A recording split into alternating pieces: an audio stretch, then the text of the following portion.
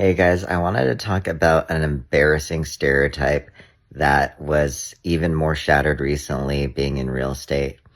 But growing up, I had this impression that rich people were all organized, used label makers, and were very type A and clean. And that's because in my childhood and in middle school, the rich people I knew were kind of like that.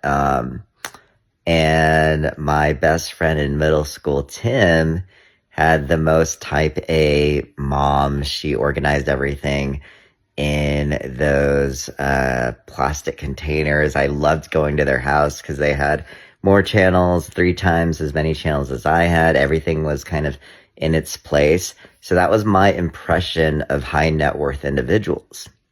Now that I'm in real estate, I've seen people who make over $200,000 who don't know how to fold their own clothes.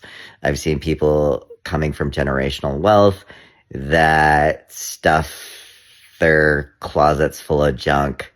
Um, Everything's a mess. Everything's dirty and dusty and this and that, but their bank accounts have $500,000 in it.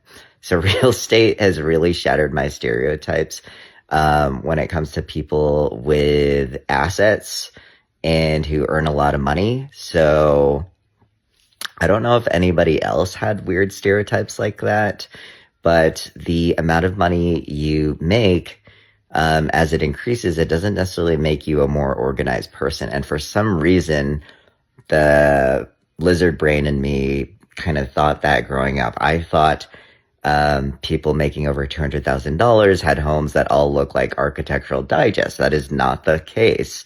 And maybe Martha Stewart's show growing up influenced a little bit of that too. But the great thing about being a realtor is the reality check, peeking into, what people have, whether it's bank accounts, their messy closets. It's a reality check of human nature. You could have an organized person who makes less than $40,000 a year, who knows how to really handle that label maker.